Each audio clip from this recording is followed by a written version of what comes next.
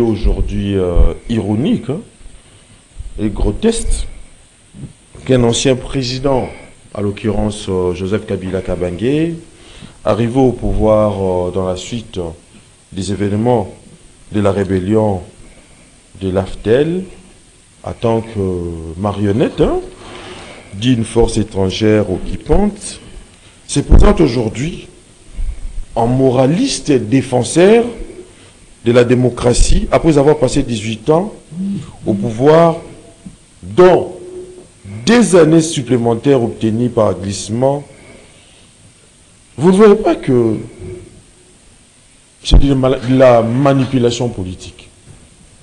Merci, cher Eddy.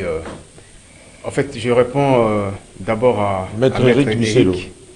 Maître Eric, vous savez, lorsqu'on fait une analyse, il faudrait éviter, surtout scientifique, il faudrait éviter un peu une dose de l'émotion.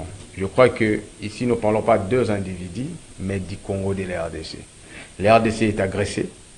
Il y a un ancien président qui fait une sortie médiatique pour appuyer les agresseurs de la RDC, alors que la crise sécuritaire de la RDC est empilée dans la partie Est. Qui est notre bourreau? C'est le Rwanda. Rwanda veut quoi? Rwanda a changé des narratifs de 1994 jusqu'à nos jours. Le Rwanda était d'abord constat que non, il fallait un couloir humanitaire, plutôt la communauté internationale, pour garder après le génocide rwandais. Le génocide a changé des paradigmes. Oh non, on doit traquer les FDLR pour la paix du Rwanda. Et aujourd'hui, les narratifs changent pour dire qu'il y a eu des accords, si Tshisekedi a signé, il doit respecter les accords. Ce qui est marrant, notre frère qui nous a géré pendant 18 ans, entre guillemets, à lieu place de soutenir le Congo pour bouter l'ennemi dehors, le messier est du côté de l'ennemi. Et puis il commence à dire quoi? Que Tshisekedi a un pouvoir illégitime. Kabila en 2001, il arrive par un coup d'État. Lorsque vous lisiez la constitution de transition de 2001, aucun article n'a prévu que si le président décède, entre guillemets, c'est son fils qui succède. Non. Et puis la réunion a été tenue avec Kinarme sur son bureau. On a laissé une chaise vide plutôt, où personne ne pouvait se mettre sur cette chaise-là. Donc c'était un coup d'État. Vous le savez, vous avez fait les sciences politiques, par le moyen, par l'accession au pouvoir. Donc ça dit cooptation, élection, coup d'État. Kabila, je ne sais pas c'était quel article de la transition qui avait prévu que Kabila soit président. Nous sommes en 2006, la première élection par le CEI. La loi électorale n'a pas prévu de publier les élections dans un char de combat. On a publié les élections dans un char de combat. Et il y a une radio Rome qui a donné des résultats autres que la CI. En 2011, avec Papa Etienne Tshisekedi, nous avons connu des institutions présidentes, cité des Palais de la Nation et la 10e rue pendant au moins un mois. Mais avec Félix Tshisekedi, on a connu Martin Fayulu qui a eu prêté serment, mais également Félix Antoine Tshisekedi. Kabila n'est pas mieux placé de mettre en cause la légitimité de l'actuel président, parce que lui-même, pendant 2 fois, il n'a pas été légitime. Là, c'est clair. Parce qu'il y a eu des missions d'observation avec des rapports clairs et nets. Votre question, c'était quoi?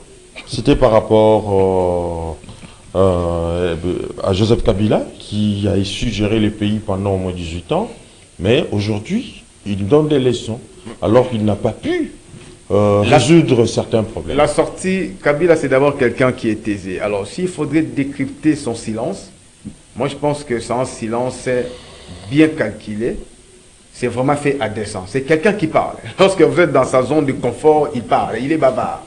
Mais s'il est avec des Congolais, des Kinois, il ne parlait pas. Vous savez, vous gérez un pays où nous savons que la langue véhiculaire de ces pays, c'est les Lingala. Le siège des institutions, c'est Kinshasa. Kinshasa, la langue parlée, c'est Lingala. Vous avez vécu pendant 18 ans, vous avez parlé les Lingala qu'une seule fois, même pas parlé un seul mot. Où la population a posé la question pendant la propagande, et vous avez répondu à la population. C'est-à-dire que lorsque vous gérez par haine, voilà le résultat. Ici, nous décryptons RDC. Mettons un peu de côté nos égos, nos sentiments. Moi, je crois que je serais mal à l'aise de condamner ou d'appuyer quelqu'un qui appuie nos agresseurs. Vous savez l'histoire des Grands Lacs. L'histoire des Grands Lacs date de très très longtemps. Ça date des conférences de Berlin. Si aujourd'hui, Tshisekedi vient de changer ses narratifs, il faudrait éviter des émotions. Kabila parle des changements de la Constitution. Il est contre les changements de la Constitution, alors que lui, il a changé la Constitution.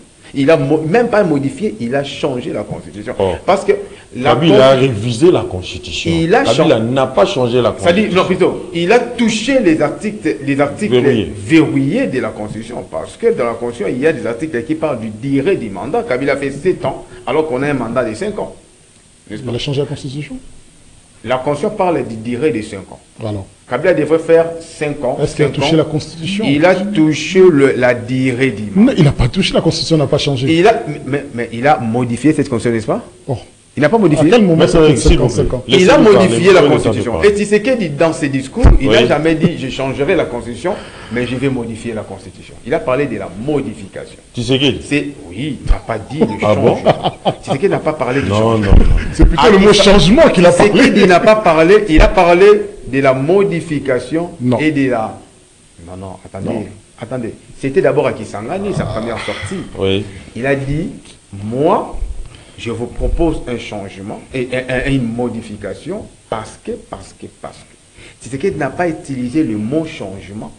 Il a laissé la balle à la population en tant que souverain primaire de voir dans quelle possible mesure elle de proposer les changements. Lui, il a laissé la balle à la population. Il n'a pas dit, moi je suis ici pour changer la Constitution. Mais tandis que Kabila, pendant son règne, il a modifié la Constitution en touchant l'article qui parle du durée, qui parle de l'intangibilité de certains articles. Donc voilà un peu.